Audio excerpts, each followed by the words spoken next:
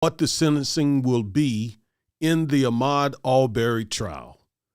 So the question that we're going to tackle today, in addition to some other topics, is whether the judge was too harsh or did he get it absolutely right. Stay tuned, and we'll answer that question.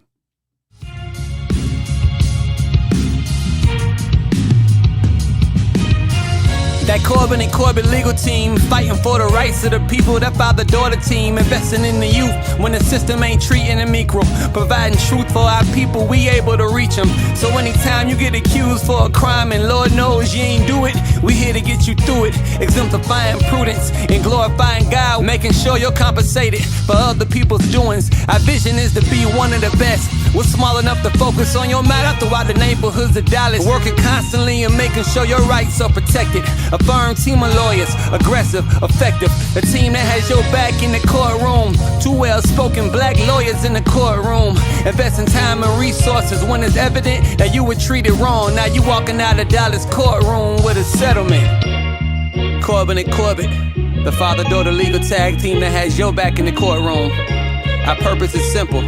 To obtain a favorable outcome for each client and glorify Christ in all we do. Our vision is to be one of the best and most...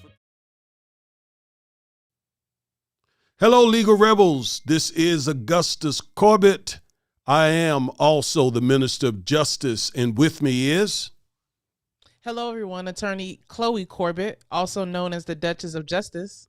And we are the Defiant Lawyers. We provide legal analysis of trending politics, policies, personalities, and pop culture to empower you with the information you need to defy this unjust legal system. Please subscribe if you are new to our channel. What are you waiting on? Come on, subscribe, and hit that notification bell so that you can get notified when we upload one of these powerful, informative videos. All right, Chloe, so we got several topics that we want to talk to our audience about today. Number one, the question is whether or not the judge got it right in the Ahmaud Arbery trial, or was he too harsh? And we also want to remind our legal rebels to stay on board, stay on topic, stay with us until the very end, because we got some bonus information. Unfortunately, we are playing a video of a young man that was killed by the Texas Department of Public Safety. And we are going to play what we believe is a very, very sad video about this young man. We're going to be introducing this young man and his family to you all. So please stay tuned. We need your help getting the word out about this unjust killing. So stay tuned. That will be the very last video that we play. All right, so Chloe, with that in mind, let's talk about the Ahmaud Arbery sentencing. You know, a lot of people didn't think we'd even get to this day where there would be a sentencing, because most people, including you and me, we thought that this jury would likely not convict these three men for killing Ahmaud Arbery. But we were wrong. Thank God we were wrong. And so here we are. They've been sentenced. So the question is whether or not the sentencing was too tough. So let me just say what it was. For Travis McMichaels, the man who actually pulled the trigger, he got life without the possibility of parole. Gregory McMichaels, his father, also got life without the possibility of parole. And William Rhodey Bryant, he got life with the possibility of parole. And as you see here from the graphic on the screen, we said that Ahmaud Arbery was murdered without the possibility of life. So against that backdrop, do you think the judge got it right, Chloe? I absolutely do. The McMichaels and William Bryan are convicted murderers. For everyone, or most people, have seen at least clips of what happened, have seen the shooting, what led to Ahmaud Arbery's death, We did several videos analyzing the trial. We watched it almost from beginning to end, as much as we could. And it's clear from the video that was shown, that was actually shot by one of the murderers, Mr. Bryan, that they went after, they chased Ahmaud, they initiated contact with him, they initiated violence against him, and ultimately they killed him. So I believe that absolutely the judge got it right in this case. And speaking of the judge, I believe that he was very even tempered, as he oversaw this trial against these three men. I think that he conducted himself very well. From what we were able to see, I think his rulings on various motions from both the prosecution and the defense were even tempered and were fair to both sides. And I believe that the jury got a open, clear picture of what happened, what led to Ahmaud's death. And the jury, they were in the courtroom every single day. They saw the evidence. They convicted these three men. They did their job. And I believe that with the punishment, the judge did it right as well. So, and look, the fact that at least two of the men are older. The two older men are over 50.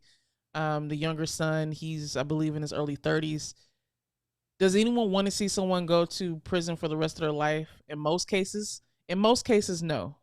And they have family members who are effectively losing these people for the rest of their lives. But this is what our criminal justice system is for. Our criminal justice system should be one about preventing this type of incident in the future. If you have a firearm and you believe that some type of crime is taking place, call the police. Now, a lot of times we know that the police overreact and kind of do shoddy investigations, and we're going to be talking about the case we have now where a police officer shot our client's son. But if you want to take matters into your own hands and become a vigilante, this is what could happen. So I believe that it sends a clear message to people in America that you should not resort to vigilantism, that if you are going to be a responsible firearm owner, you should use it responsibly. You should wait for authorities to come if you believe that a crime has been taking place, and not take another person's life into your own hands. So I absolutely believe that the judge got it right in this case, and I believe that justice was served. Absolutely. Well, what are your personal thoughts about the judge himself? I like the way the judge conducted himself. His personality and the way that he conducted himself was in stark contrast to the judge in the Rittenhouse trial. And forgive me, I forget his name. But for what we saw, I believe that the judge conducted himself the way that he should have. He didn't show a bias toward the state or towards the defense. I think he was very even-tempered and even-keeled when he was giving his rulings on motions. And I like the comments that he made when one of the defense attorneys brought racism into the courtroom and referred to Colonel Sanders and said he doesn't want black pastors. I like that the judge reprimanded him on that. I like that the judge recognized that the defense was basically effectively using racism to eliminate black jurors. So I really think that he held himself well, and I like the way that he conducted this trial. What did you think, Dad? Yeah, I got to agree with you, Chloe. I think the judge throughout the trial was sensitive. I think he was he had the right temperament. There were a lot of fireworks going on in the trial, a lot of incendiary type things being said, even some racist things being said. But it seems as if the judge just stayed even-tempered, measured, objective, exactly what we expect a judge to do, even in heated trials like that. I think it was very powerful, the comments that he gave during the sentencing, and especially when he had the courtroom for 1 minute to just sit there in silence, to kind of showcase the 5 or 6 minutes that Ahmaud ran for his life. And I mean, I don't think that was unprecedented. I don't think a judge has gone. I don't know of any judge I haven't read of any judge who has gone to that extent to express what he felt about the murder of a victim like that. So yes, kudos to the judge. As you said, much better than the judge out in Minnesota. Or was it Wisconsin? Sorry. Wisconsin. I get them mixed up. Yeah, but I think it's Wisconsin. Yeah, Kenosha, Wisconsin. Yeah, out in Wisconsin, who was just wild, just so obviously biased toward, it seems, the defendant. It seems that way, right? So, yeah, I think he did an excellent job. Yeah. If I might also mention, I listened to the victim impact statement of Ahmaud's mother. And I wanted her so badly. I wanted her to make reference to the comment from one of the attorneys. I think the attorney for Michael, for the father, Greg McMichaels, when she actually referenced Ahmaud Arbery's, she said, dirty toenails. Yeah. I mean, I couldn't believe what I was hearing. And that mother, and rightfully so, she went back to that statement in her victim impact statement. And she said, well, yes, he probably should have, and I'm sure he would have cleaned his dirty toenails had he known that he would have gotten murdered that day. I think that was so powerful, so powerful. And what was that? I said, I agree. Yeah, she ended up asking the judge for the max, and the judge gave it all with the exception of Roddy Bryant. Now, you said it correctly. We're defense lawyers. We're compassionate people. We're Christian people. And so even when people do wrong, we're not sitting there celebrating when they get their just desserts. Okay, we're not. We still have compassion for those people. They're still human. So we still feel that for, like you said, these three convicted murderers and their families. But obviously, in this case, accountability was absolutely necessary to send the message that you cannot indiscriminately, without just cause, with immunity, execute, lynch, murder, assassinate black men just because you want to. No. The message needs to be sent loud and clear.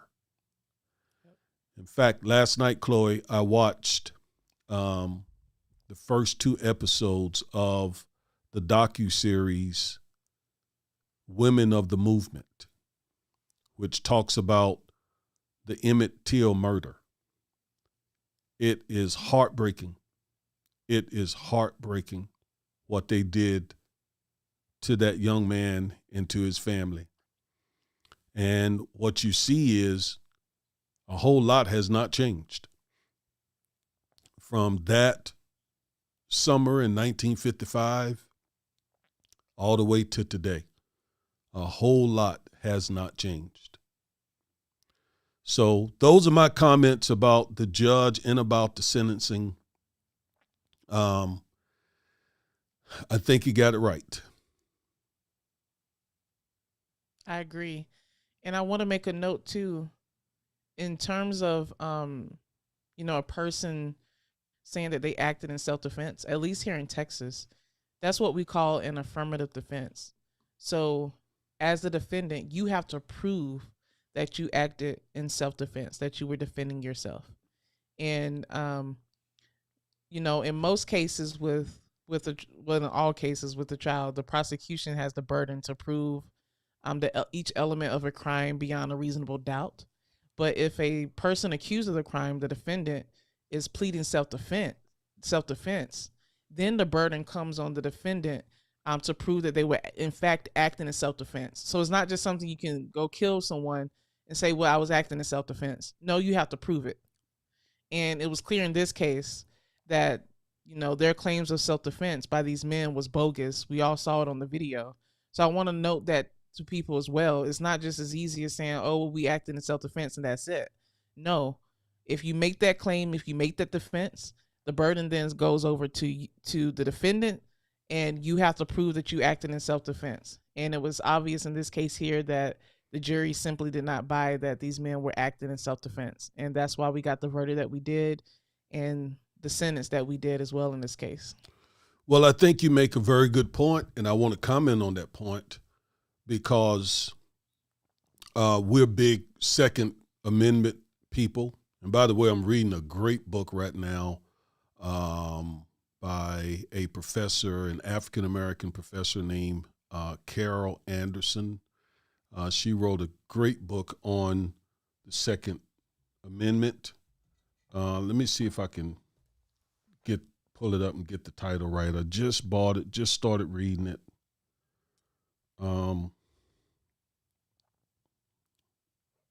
While you look for that, Dad, Mom, she has a comment and a question. She said, do you think this will stop vigilantism? One person said it won't stop whites from killing African Americans and Latinos unjustly, but maybe the other judges and juries would do the right thing. Mom, I think it will send a message. That you can't just go out and take the law into your own hands and kill someone and then use a bogus excuse of self-defense, especially when it comes down to African Americans and Latinos. That was a thing in the past. White people in this country have lynched blacks, killed blacks, all sorts of things. And the law, a lot of times, did not hold those people accountable. So I think that this can, it can be a beacon of light to show that you can't just kill African Americans without any consequences. But I think it's going to take a lot more cases like this around the country for that message to be clear to everyone. Well, we're going to talk about a most recent case of a white, I think probably racist, killing a young black man. In just a moment, we're going to pivot to that story. And based on the occurrence and similarities of these stories, I'm not certain that the message is getting across. But we got to keep hammering it home. We got to keep holding people accountable. We got to get the message. They got to get the message that not only will you be held accountable, but your family will also suffer as a result of your racial hatred. So we'll be coming to that story in just a minute. The name of the book is The Second: Race and Guns in a Fatally Unequal America by Carol Anderson. And I'm just beginning to read the book, but she's talking about the history of the Second Amendment with respect to African Americans. And it kind of ties into what you said earlier, Chloe, which is that self-defense is something that the defendant has to prove. And then the state has to prove beyond a reasonable doubt that the person wasn't acting in self-defense. So, yes, before you pull that trigger, even when you believe you're acting in self-defense, you might want to make sure, because it's not going to just be easy peasy. Now, of course, when race comes in, that's what Carol Anderson is talking about. When race comes in, if you're black and you're pulling the trigger, and especially if your victim is white, you probably are really going to have a hard time proving self-defense. Yeah. But your point is well received, that the McMichaels and Roddy Bryant had to prove self-defense. The facts were not there to prove it, and the jury convicted them. And since we're, committed to educating our audience about the law, that little side point I want to make, that if you are a gun owner and you feel the need to use your gun in self-defense, you want to make sure that you're right, because you're probably still going to get indicted, especially if you're black, and you're most likely going to get sued. So it's still going to have a huge impact on your life. So don't willy-nilly pull your gun out and shoot somebody and then say it was self-defense. That's what the McMichaels did. And again, even the video showed. And by the way, you almost can't do anything nowadays in public and they're not in a video not pop up. So that was a great point you made, Chloe, and I wanted to piggyback on it to remind our audience to be really, really, really careful about that. Now we have a comment or a question from Inky Squid. Do you guys believe some of these behaviors are linked to private jails? You want to take that, or you want me to take that? You want to take it first, and then I'll piggyback off you. Okay. Well, I would like Mr. Squid, Inky Squid, to elaborate a little bit, if he would. I can say generally that I find private jails to be abhorrent. I think that when there's a profit motive in incarcerating people, that can certainly go haywire, that can go left, and especially when you got a criminal justice system that is as tilted and biased against minorities as our criminal justice system is, then one has to hold suspect private jails. Now, whether private jails and their connection with the criminal justice system, one that is tilted against minorities, feeds into this vigilante, this racist shooting of black people. I'm not aware of any research or any data that says so. Anecdotally, it's possible, but I can't say for certain. And I would like some clarification from Mr. Inky Squid or Miss Inky Squid on that, so that I can perhaps comment a little further. Yes, can you clarify your question, please, Inky? We appreciate the question, but we want to make sure that we answer it completely. So if you could provide just some clarification, I think that would help. I do agree, though, that private jails, I think most private jails need to be abolished. I've said this in other videos, but I'm in the league of people that think that most jails need to be shut down, except for the most extreme violent offenders. And then I just believe that oftentimes they don't do what they need to do, because once the inmates are released, a lot of them, the recidivism rate is so high that it doesn't really help society. So I think that the prison system in this country, the prison industry in this country, just needs to be completely changed. And Inky Squid, she provided another comment. She said, "I'm a white woman from Canada. I see it as a profit and a way to criminalize being black and or poor." All right, now let me jump on that. Okay, thank you for that clarification. And I would say yes. I would certainly agree. Yes. There is what some sociologists call the prison industrial complex, which consists of private jails. And so when you got the criminal justice system and the legislative bodies that are spending taxpayers' money to incarcerate people and are in cahoots with private jails, then quite naturally, those jails need to be filled. Those jails employ the local community. And so they need bodies in those prisons. They need bodies.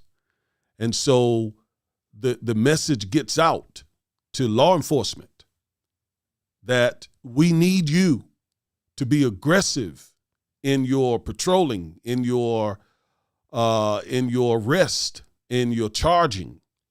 And that, as Inky Squid said, that typically will fall mostly on black and poor people. And so you end up with mostly black and poor people in these private jails. And there are a bunch of them here in Texas, by the way. And again, one can't help but to think that this is all profit related, right? You can't help but to think that way. When you got these private jails, the state's in contract with these folks, and they need bodies. Where are they going to get those bodies? By and large, from black and brown and poor neighborhoods. Yeah. And a lot of these small towns where these private prisons are located, their economy is dependent on these prisons. You know, the very existence of a lot of these small towns, these remote towns where the prisons are, you know, they employ a lot of people. A lot of people are brought in from around the town that the prison is located. So to me, it's just abhorrent that, you know, we have entire cultures that are centered around profiting off of the unlawful and a lot of times incarceration of black and brown people. So yes, I think that, like I said before, most private jails need to be abolished, and we need to just overhaul the prison system as well as the criminal justice system, just completely. But I could go on and on about that. Great question. Thank you. Yes, thank you, Inky Squid. Also, Miss Antonia Corbett, someone that I know very well, said. Me as well. I wouldn't be here if it wasn't for her. Well, it took both of us to get you. Well, here. true. Yeah, I knew you were going to say that, Dad. I knew it as soon as I said it. Just to keep it real. Yeah.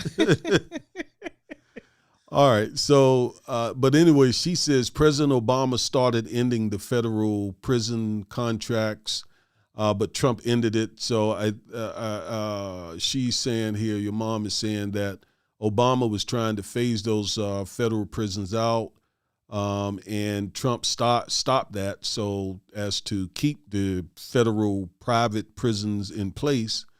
But then Biden signed an executive order when he first came into office, phasing out federal private prisons.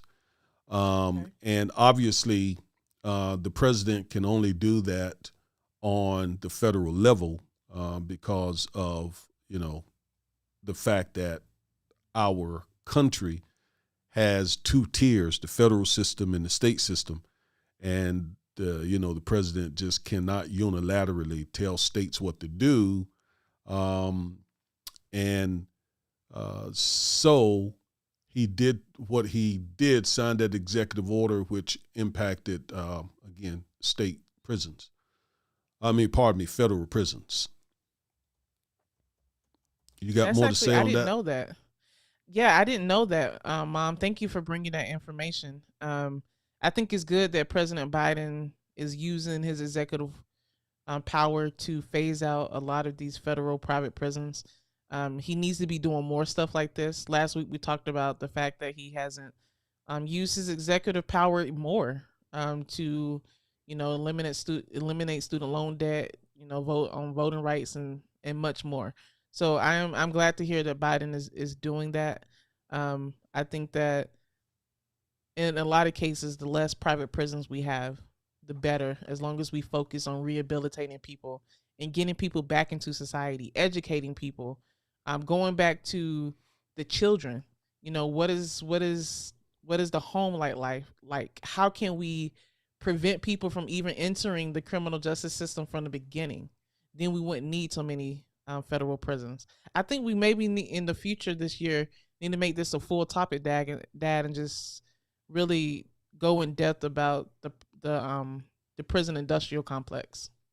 Okay, let's do it. I just put it on our list of upcoming topics. So, and then we'll tie that in even with the education system. Yeah. Right, and the economic system, and so many other systems that are sort of intertwined. That's why we believe systemic racism is at the core of a lot of these issues. Yep. So thank you, sweetheart, for that comment. Thank you, Mom. Now, I think we'll move on to our next topic, and unfortunately, it has to do with another one of these killings of a black man by a white man. A very sad, sad situation.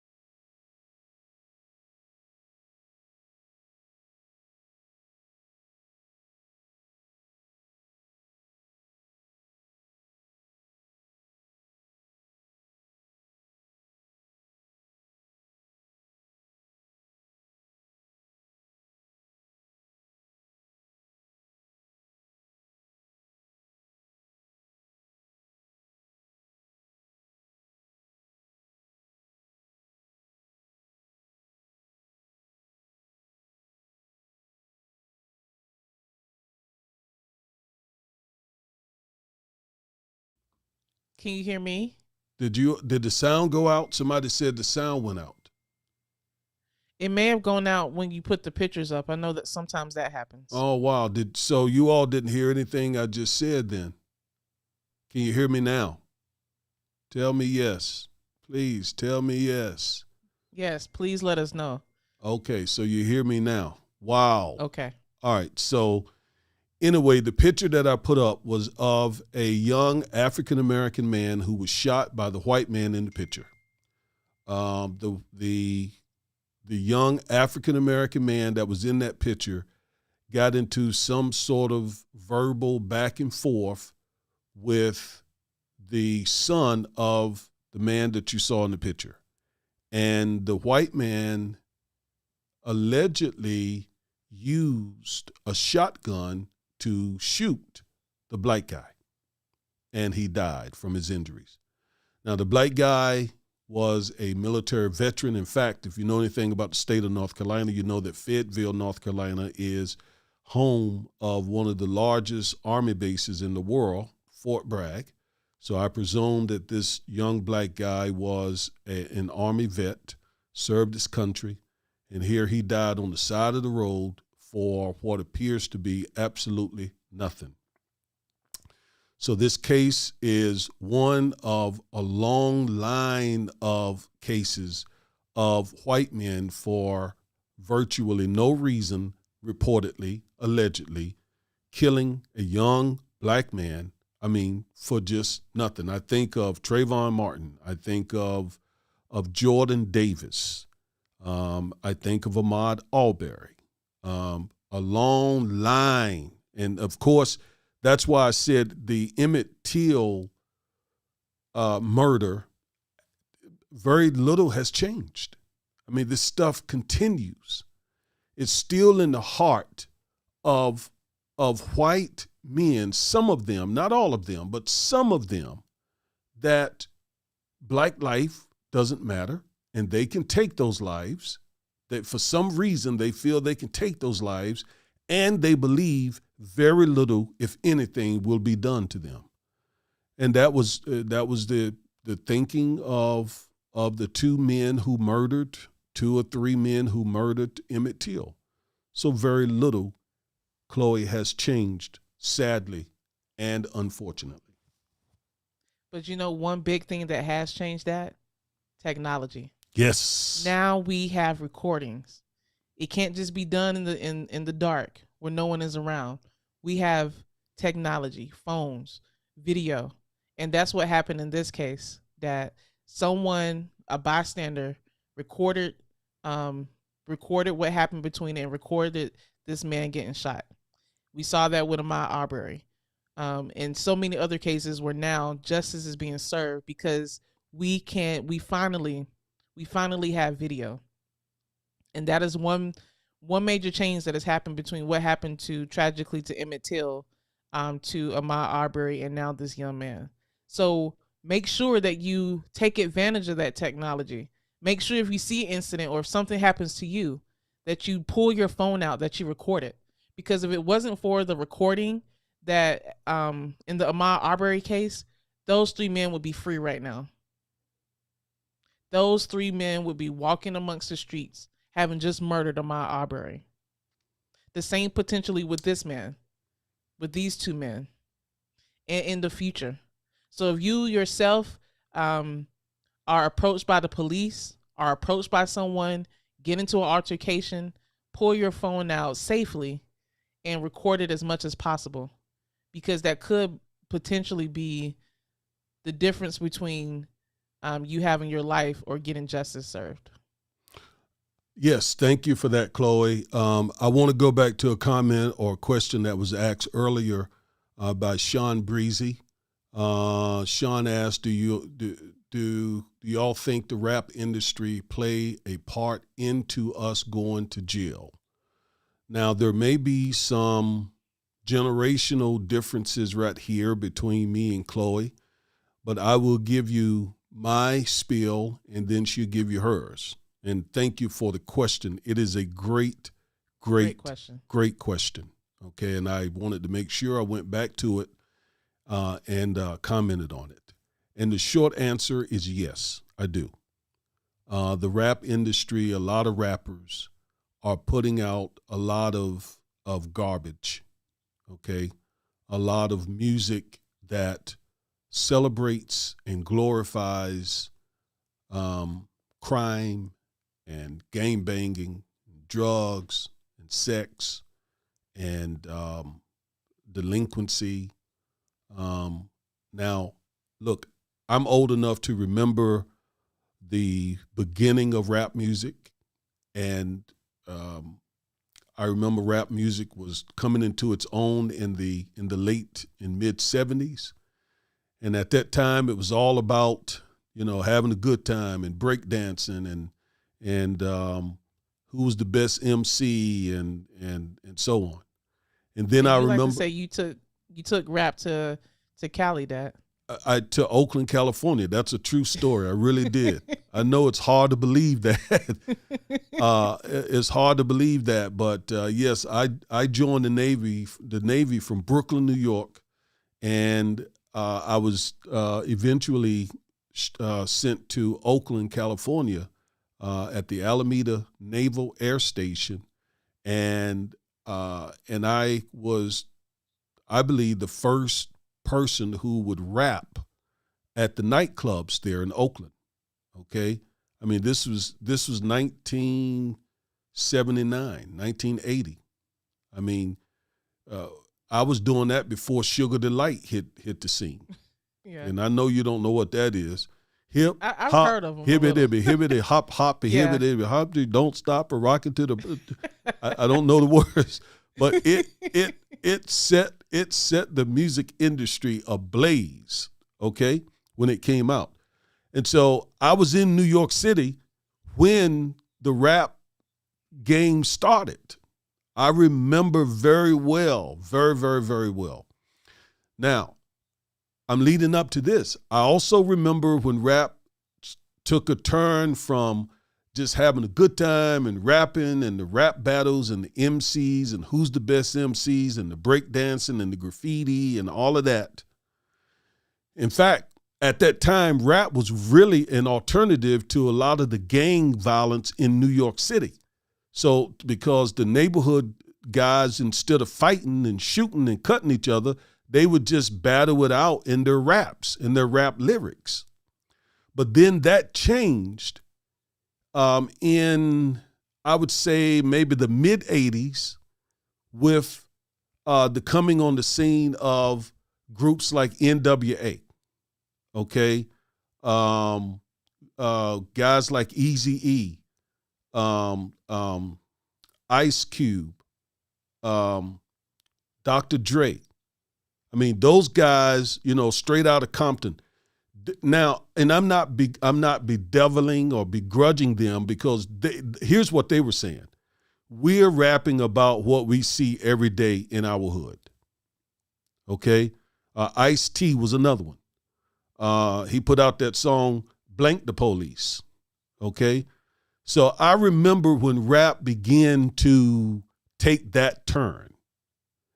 And looking back, comparing that to what we hear today in rap music, even that is that ain't nothing compared to today. Compared to today, exactly. So, Sean Breezy, yes, I do believe that the rap stuff that's going out there today in the minds of these young people are incentivizing and inspiring, motivating a lot of these young black men who are growing up in these tough situations, tough homes, broken families, to mimic what they see in those videos, unfortunately. So, yes, I'm not a fan of the rap music that's coming out now. So, all right, Chloe, so that's my perspective. I agree, but I want to just add a little additional perspective. Sure. Look, I know you would. I knew you would. Yeah. Music has always been a reflection of the culture at the time. And black people have always been kind of the ones that have kind of dictated what has happened in American culture. After slavery and after we were free, we developed ragtime and jazz. And then that evolved into what happened with Motown. And so music and from the jazz and from soul came from the pain that we suffered here, first as slaves, and then as Jim Crow South, and not being able to vote, the pain that we've had to deal with. And so the music that we've created has always been a reflection of the culture at the time. And I think it's the same with hip hop. So, when hip hop first came out, like you said, it was the 70s. And you know more about this than I do, but from what I remember from what you told me with the 70s, what I read, the 60s had just happened, the civil rights, and the black people in the 70s, y'all were wanting to just celebrate being black. Y'all were wanting to, have a good time. It was reflecting what was going on in the culture, the 70s. And then the 80s came, But hold on now, the 70s also had a lot of gangs, okay, especially in New York City, Chicago, places like that. You had the Black Spades, you had these other the Latin gangs, Latino, Hispanic gangs, and so they were there. But rap music, again, was their alternative. Instead of fighting it out, let's rap it out. So the pain that you're talking about, the poverty, the pain, the civil rights movement, the Watts riots occurred in the 60s in Detroit, the riots in Newark, New Jersey. So the pain, you're right, has always been there. But this destructive, self-destructive rap music that we see today, Chloe, I don't know if one can make a legitimate argument that it has to do with the pain that Black Americans tend to deal with.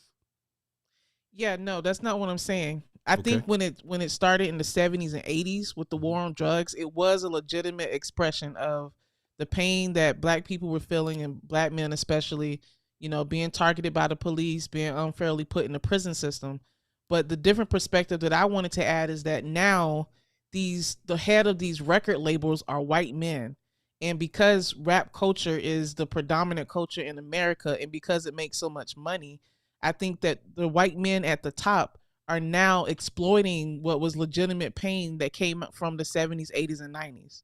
So that's where I feel like, it was legitimate in the 80s and 90s, even into the early 2000s. But I think as it happens a lot in this country, what black folk do usually becomes popular. And as rap music has become so popular, the heads of these record labels know that not only are black kids listening to this music, but a lot of white kids are. So they are perpetuating the stereotype and this violence because they know it makes them money. So I think it all goes back to money. And I think that now the rappers who are coming out today are being kind of orchestrated by the people at the top, which are white men. They're the ones that own the record labels that put this music out, that funds these artists if the artists are not independent, that promotes these artists if the artist is independent. So I think it's pervasive, and it goes back to the men at the top and knowing that, if they put this violent imagery out, it's going to sell records and it's going to make more money for them. So to me, just to sum all of that up, it's kind of a new it's kind of a new version of slavery, kind of, because they're working. I mean, they're getting paid, but they're exploiting black people to make money for themselves. I hope that makes sense. Okay. Before I comment on what you just said, there is one, Connie. Hey, Connie, how you doing? Good to see you, Connie. She said, I just noticed you're on. Sorry I missed the beginning. Connie, really, that's not your fault. That's really our fault, because we have got to do a better job with coming on at a specific time on Saturdays. And I don't want to make excuses for not doing that, but I would just simply say Chloe and I are very, very busy lawyers, and it is hard, sometimes very difficult for us to pull away from work and come on and talk to our community, talk to our legal rebels. But I'm not going to make that an excuse. We're going to do better with that, Connie, so that you and others will know exactly what time we are on.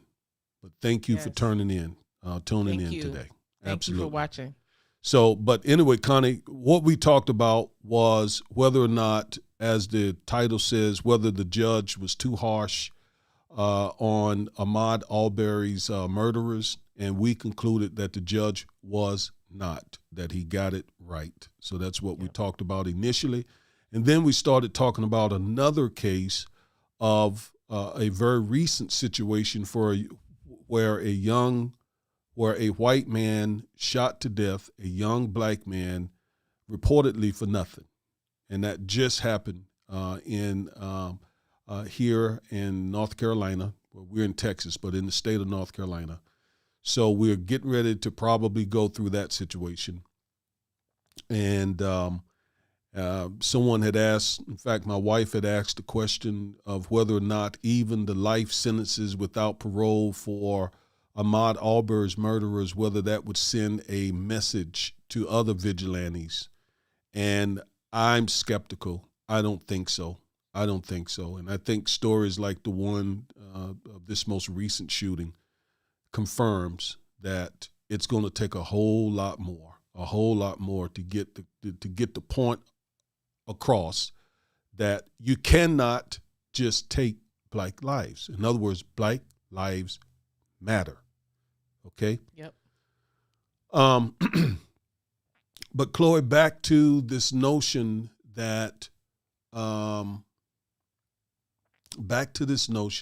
of rap music and what, if any, contributions it makes to the prison industrial complex.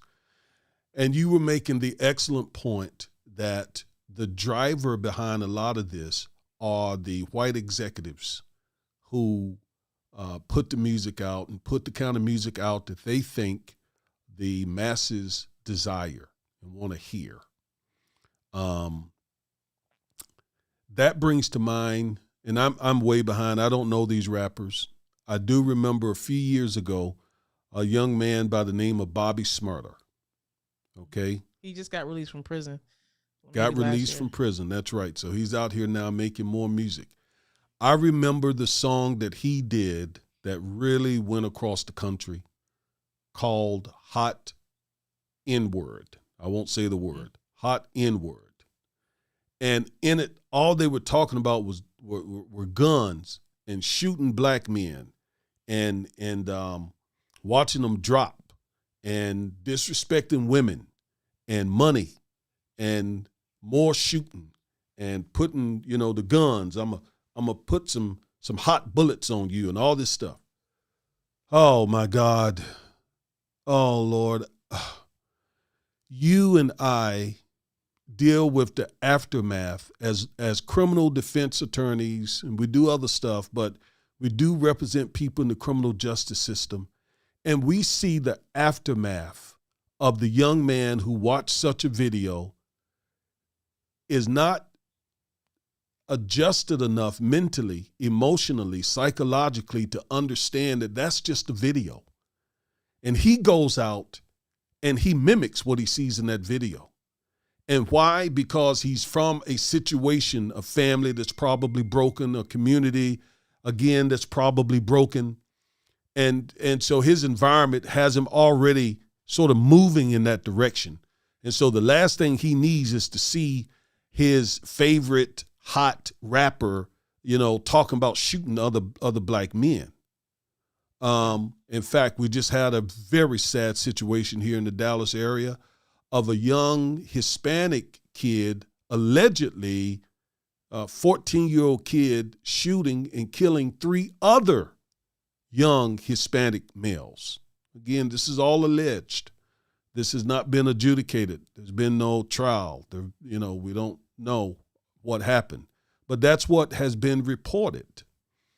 And again, you can connect some of this behavior to the music that these young people are listening to. So at what point does our community have to say, hold on, white record executives, this is not destroying your community. Yep. This is impacting our community. And at what point do we have to say, okay, we're going to step in, we're going to intervene, and we're going to stop the white executives and their black counterparts from making this kind of music? One last thing. Not only is it rap music, but it's also television. 50 Cent, for example, is a producer of multiple gang-type shows that shows the gangs and the violence and the drugs and the gangster behavior of the black community. It seems like that's all he produces. I guess that's all he knows. And yes, he's making millions, and his white financiers are making millions. But on the streets, where the young men are mimicking this stuff and looking up to these guys, there is nothing but mass incarceration, funerals, criminal felony records, and you and I as criminal defense lawyers, we see it all the time. Yeah. And it's just unfortunate that so many young people are listening to it, because look, even I like Power. I didn't finish watching it, but for some reason there's something, what's the word for it? I don't even know how to describe it, but just watching it, it's just something that I watched. Some of the gritty crime films too. That's just something that I've watched over the years, but I'm an adult, and my brain is more fully developed than our young people. And so they don't know how to distinguish between something that is on television, between what they should be doing in their real lives. And, their prefrontal cortex isn't fully developed, and not being able to know about the consequences of their actions. That's the unfortunate part.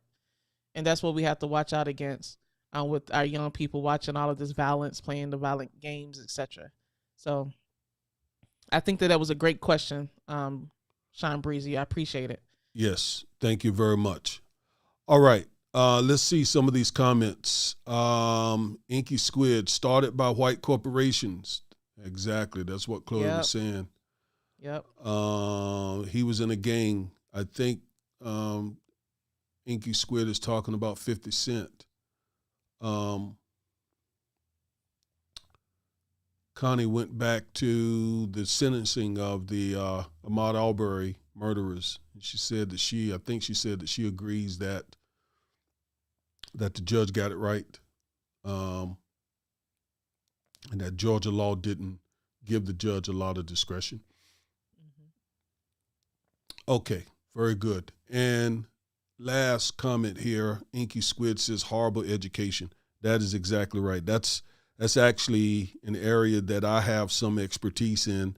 I wrote a book about the education. The book is entitled Education Injustice. Chloe, I have a copy of it. I'm going to put you on so that you can talk a minute while I grab my book, okay? Sure, yes. Education is the foundation on why so many, especially young Black children of color, end up in the prison system. And in fact, the research that my dad is going to reference and talk about when he brings his book back up shows that a lot of young Black boys, especially, they become disinterested in education around the 3rd or 4th grade. So if we've already lost our young people when they're 7, 8, 9 years old, what else they're going to do if they're not in school, if they're not interested in education, if the teachers are not willing to invest in their learning, if the teachers are not willing. And look, I have so much respect for teachers. My dad was a teacher, so I'm not trying to go against the teachers per se, but there are some teachers who will focus on other students instead of making sure that the Black students do not fall behind. So if we're already losing our kids in the 3rd, 4th, and 5th grade, and they drop out, and what else is there to do if the kids are not in school? Likely getting in trouble. So education is so important. And it's also important for the fact that knowledge is power. And a child learning about situations that are beyond what they see every single day, a child learning about science and math and using their creativity to design some new product or to start a business, we need that in our community. We need that so much. We need to foster a sense of initiative in our kids. And if that is not the focus, a lot of times these kids are brilliant. They're used the initiative, not to start a legitimate business, but to sell drugs on the street. Now, Chloe, Inky Squid says she thinks it's all on purpose, the horrible education. What do you say about that? I would agree. I would. And the reason why I would agree is that it was once illegal for Black people in this country to be able to read. And slave owners knew that once we were able to read and had knowledge, we could never be free again. So I think it is by design that I think you meant once we were able to read, we could never be enslaved again. Excuse me. Yes, enslaved again. Knowledge is power and knowledge is freedom. So I do think that as a whole, school systems in this country, not focusing on making sure that Black kids do not fall behind, etc., is by design, because they know that once we get knowledge, knowledge is power. All right. So as I promised, yes, I wrote on this topic, my book, Education Injustice, How Public Schools Fail African-American Males. I wrote a book on this. I was a public school teacher for a minute. And so I saw what the education system, and by the way, I am an attorney today. I have some level of education today, but I actually dropped out of high school. I never made it beyond the 9th grade. I dropped out in like the first couple of months of the 10th grade. Never made it any further. I got my GED, General Equivalency Diploma, in lieu of a high school diploma, and it was that with that, I was able to go to college and then to law school. I went to I worked on master's degrees. So one can rebound.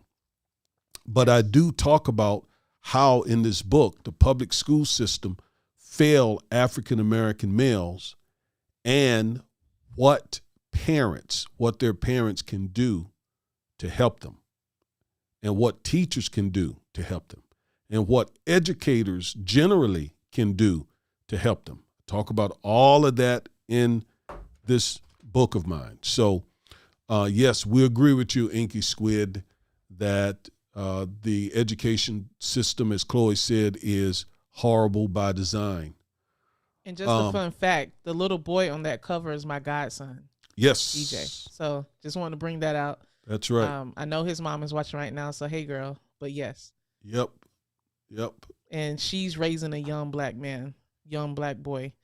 I'm going through the public school system right now. She's doing an excellent job of it. So wanted to give him a shout out. All right. So thank you, Inky Squid, for that comment, and thank you for checking it out. It's available on Amazon.com. Just type in Education and Justice, or you can get it on my website, educationandjustice.com. All right, Chloe, we are 1 hour in. We are going to bring this to a close with a very sad story about a young man who was killed by a police officer here in the state of Texas, and we are representing his family. So we put together a video that of this young man as his mother answers some questions for Chloe and sort of narrate. They both sort of narrate, talking about this young man. His name is Jesse CARRANZA, Jesse. And we talk about getting justice for Jesse. Say it with me. Justice for Jesse. Justice for Jesse. You all out there, really, if you would right now, you all just post it a little bit. Just post it. Justice for Jesse, please. Yes. Hashtag. We need to get this video out. Yes. Justice. We need to get this story out. Yes. And I think we're going to upload this portion of the video as a separate video as well on our YouTube channel. Please share it. This family deserves answers. And the Texas Department of Public Safety has not given a thorough or transparent investigation at all. And we are fighting hard for answers for the killing of Jesse by a Texas state trooper. And we need to get this story out. So I implore all of you all, please write the hashtag Justice for Jesse and share this video and share the next video that we upload. Because we need to get this story out here. His family deserves it. His family deserves answers. Thank you, Inky Squid, and thank you, Connie. Thank you, sweetheart, my wife, all of you. Justice for Jesse. And Inky says she'll pass it around. Yes, that's exactly what we need. So please do it. So we're getting ready. And by the way, we are representing another family whose loved one was also killed by the police. Dustin Powell and his family. We're going to be doing a video about him as well.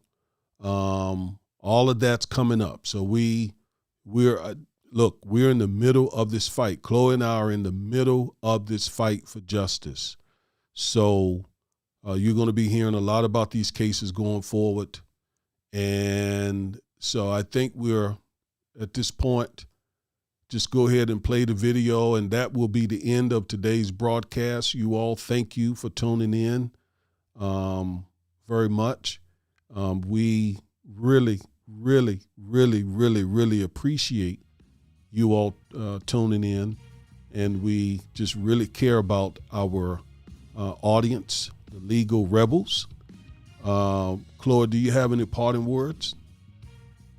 Just thank you again for tuning in, for going on this journey with us.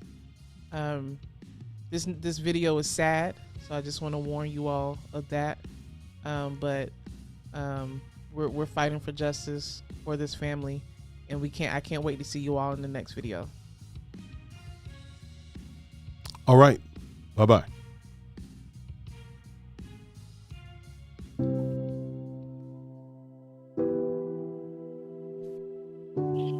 All right, Ms. Vargas. How are you doing today? I'm doing okay. How many children do you have? I have 3 children, and my oldest son, Jesse, has passed away. Okay. How old was Jesse when he passed? He was 21 years old, just awaiting a birthday a week later. He was about to be 22. And can you describe how you found out how Jesse passed? It was through a phone call from the police. They told me they needed to talk to me about Jesse, and they were waiting for me at the house. They told me there was what he described to me as he just said an altercation or a confrontation is what he had said, and he didn't tell me right away he had passed. I think he had said he was in critical condition, and then right after that he told me he had passed. And he told me, and I said, I thought you said he was in critical condition. He goes, no, we've got word that he has passed. So it was a big shock to me, and I was very confused. I was in denial because he said, I heard critical condition. I don't know if that's what I had heard. So to hear that he had passed, it was just sudden. And I asked him if the state trooper had shot him and how many times, and he refused to tell me. I didn't get any other information, just that there was a confrontation. So I didn't know what was happening. It was very confusing. And what day did you find this out? This was July 13th, 2021. And after you find out that Jesse has passed, what did you and your family do next? Well, I called I was talking to my husband right before that, and I told him the cops are waiting for me and I need to go see what happened, and we were worried. So after that, I called my brother, and he came to the house, and we were just in shock and disbelief. We were wondering what had happened. We went to the hospital. We had requested to see his body, but they wouldn't let us. So we were just confused.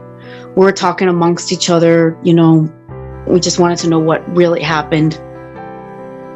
Okay. For anyone listening to this, can you describe your son Jesse to them? Yes, Jesse. He was very quiet. He was very mild-mannered. He liked to keep to himself a lot. In the last 3 years, he had been a little distant from me, and he just wanted to do his own thing.